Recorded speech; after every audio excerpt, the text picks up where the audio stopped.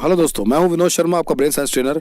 आज हम सीखेंगे साइंस के डायग्राम्स कैसे याद करते हैं। साइंस के डायग्राम दो तरह के होते हैं। एक होते हैं बिना लेबल वाले, यानी छोटे बच्चों के लिए, जिस तरह से अमीबा है, पैरामीशियम है, यूग्लिना है, इनको हमें शेप से याद करना होता है। दूसरे होते हैं लेबलिंग वाले, जैसे प्लांट सेल, एनिमल सेल या ऐसा कोई भी डायग्राम जिसमें डायग्राम बनाने के साथ साथ लेबलिंग भी करनी होती है। पहला तरीका है बिना लेबल वाले डायग्राम को याद कैसे करें। उसका टेक्निक है IIM यानी इमेज आइडेंटिफाइंग मेथड। इसमें हमें कुछ भी नहीं करना है, बहुत सिंपल है। मान लीजिए आपको पैरामीशियम याद करना है। अब देखिए पैरामीशियम का इमेज किस चीज़ से मैच कर रहा है, आप इसमें क्या आइडेंटिफाई कर पा रहे हैं। ध्यान से देखने पर लगता है एक स्लीपर जैसा। अब आपको कुछ भी नहीं करना है, इसका शेप स्लीपर हो गया, या कोड हो गया, और इसका नाम है पैरामीशियम। तो पैरामीशियम को आप इस तरह से लिखते हैं, पैरामीशियम पैरामीशियम पैरागॉन। तो पैरागॉन आपका पैरामीशियम का कोड हो सकता है। यानी अब आपको ये याद रखना है, पैरामीशियम का डायग्राम होता है पैरागॉन की स्लीपर। और इस तरह से जैसे ही आपके सामने एग्जाम में डायग्राम या नाम आता है तो आप इसे बना सकते हैं। इसी तरह से एग्जाम्पल के तौर पे हम लेते हैं यूग्लिना। अब यूग्लिना के नाम की स्पेलिंग देखिए किससे मिलती जुलती है, ईगल से। तो आपका यूग्लिना का नाम का पिक्चर हो सकता है ईगल।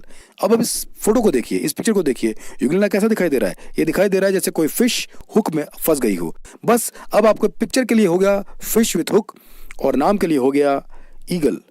अब हमें ईगल और फिश विथ हुक को अगर हम जोड़ लें तो हम यूग्लिना को याद रख सकते हैं। जैसे कि इमेजिन कीजिए कि ईगल मछली पकड़ रहा है और उसने हुक फेंका है पानी में और मछली कांटे में फंस गई है।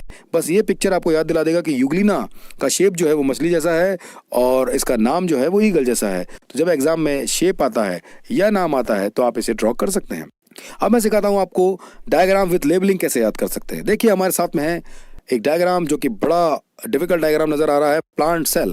इसके अंदर देखिए कितने सारे लेबलिंग है, यानी हमें इसका डिजाइन भी याद रखना है, इसके अंदर जितनी चीजें वो भी याद रखनी है और सारे के सारे लेबल्स या नाम भी याद रखने हैं। सबसे पहले समझते हैं प्लांट सेल कैसा दिखाई दे रहा है। देखिए दोस्तों, ये प्लांट सेल इस तरह से एक रेक्टेंगुलर शेप में है और इसमें क्या क्या है। सबसे पहले है इसमें सेल वॉल, इसके बाद है सेल मेम्ब्रेन, इसके बाद आप देखिए क्लोरोप्लास्ट, और देखिए नीचे की तरफ यहाँ पर आइए तो दिखाई दे रहा है माइटोकॉन्ड्रिया। और ये सारा का सारा जो इसके ऊपर जो कवर है, या जो इसकी जो परत है, ये कहलाती है साइटोप्लाज्म। इस तरफ आइए, देखिए क्या दिखाई दे रहा है, अमीलोप्लास्ट। और इसके ऊपर की तरफ आपको एक रफ ईआर और दूसरा स्मूथ ईआर नजर आ रहा है, और बीच में एक चैम्बर है जिसमें नजर आ रहा है आपको न्यूक्लियस और न्यूक्लियोलस। इसी के साथ साथ आपको ऊपर की तरफ नजर आ रहे हैं गोल्गी वेसिकल्स, और इसके पास में दिखाई दे रही है आपको इस तरह से ये क्रीसेंट शेप के अंदर, जिसे हम कहते हैं गोल्गी एपरेटस। अब बीच में आप देखिए, बीच का जो इसका एरिया है वो नजर आ रहा है। इसके अंदर है एक ड्रूस क्रिस्टल और रेफाइट क्रिस्टल, और इसकी जो कॉर्नर है, इसकी जो परत है, इसकी जो मेम्ब्रेन है वो कहलाती है वैक्यूल मेम्ब्रेन, और इस पूरे एरिया को कहते हैं लार्ज सेंट्रल वैक्यूल। अब आपको ये पूरा शेप भी याद रखना है और सारी लेबलिंग भी याद रखनी है, तो आप हेल्प ले सकते हैं डायग्राम मेथड की, जिसे हम कहते हैं MGM मैग्नीफाइंग ग्लास मेथड। इसमें आपको इस डायग्राम को मैग्नीफाइंग ग्लास की अप्रोच से, यानी इमेजिन करना है कि इसको मैग्नीफाई कर लिया। जैसे एक मैग्नीफाई ग्लास क्या काम करता है, छोटी चीज़ को बड़ा करके दिखाता है। बिल्कुल ऐसे इस डायग्राम को छोटा मत मानिए, बल्कि अपने इमेजिनेशन में सोचिए कि आपके दिमाग में कोई मैग्नीफाइंग ग्लास लग गया है और ये इमेज बहुत बड़ी हो गई है। तो ये कितनी बड़ी हो गई, आपसे भी बड़ी हो गई है। तो ये किससे मैच कर रही है, ध्यान से देखिए, लग रहा है एक स्विमिंग पूल। अब हमें कुछ नहीं करना है, इस स्विमिंग पूल को इस तरह से समझना है कि हमें इसमें प्लांट सेल दिखाई दे जाए। सबसे पहले इमेजिन कीजिए कि आप एक स्विमिंग पूल पर जाते हैं और एंट्री के तक आपको रुकना पड़ता है, क्योंकि पूरी की पूरी चारों तरफ की दीवार जो है उस पर सेल लगे हैं और वो इलेक्ट्रीफाइड है। अगर आप अंदर जाएंगे तो करंट आ जाएगा। इसके लिए आपको अंदर जाने के लिए चाहिए सेल मेम्ब्रेन, यानी सेल मेंबरशिप।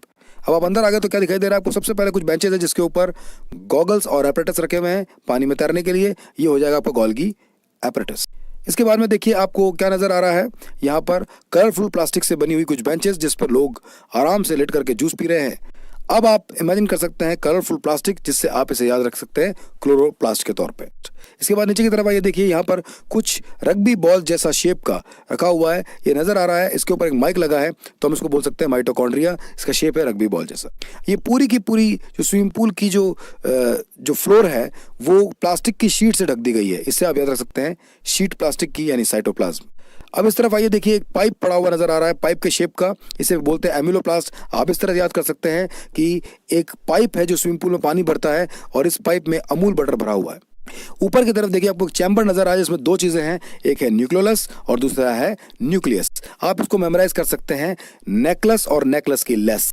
इस तरह से इमेजिन कर सकते हैं कि इस चैम्बर में एक नेकलस पड़ा है जिसकी लेस अलग से पड़ी है, और साथ ही साथ इसके दोनों तरफ दो चैम्बर आप देख सकते हैं। पहला है रफ ईआर, इसको आप याद कर सकते हैं रफ एरिया, और एक है स्मूथ ईआर, इसको आप याद कर सकते हैं स्मूथ एरिया, और इस तरह से पूरा हिस्सा आपको याद हो सकता है।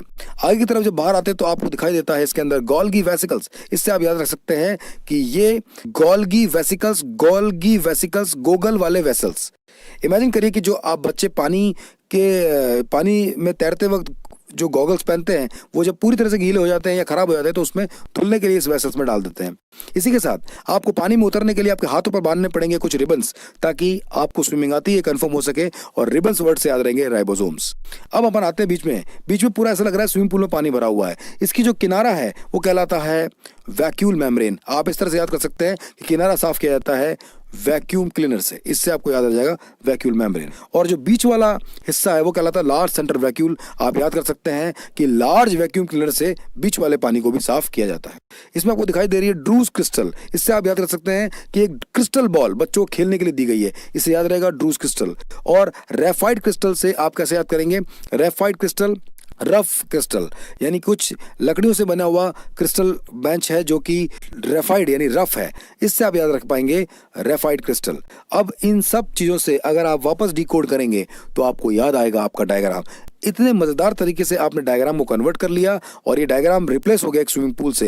यानी इस जर्नी को आपको स्विमिंग पूल की जर्नी की तरह देखना है तो आप पूरा डायग्राम याद रख पाएंगे। सोचिए आपको एग्जाम में लिखना है और आपको याद आ रहा है कि यहाँ पर था कलरफुल प्लास्टिक, तो आप याद रखेंगे क्लोरोप्लास्ट। यहाँ पर था स्विमिंग पूल जिसकी किनारा था वैक्यूम क्लीनर से क्लीन कर रहे थे, याद रहेगा वैक्यूल मेम्ब्रेन। इमेजिन कीजिए आपको इस तरफ दिखाई दे कि ये चैम्बर था, इसमें क्या था, आपको याद आएगा नेकलेस और नेकलेस के लेस, इससे वर्ड याद आ सकते हैं न्यूक्लियस और न्यूक्लियोलस। है ना मजेदार टेक्निक? आप अपने बाकी डायग्राम्स पर भी यूज करके देख सकते हैं। Thank you.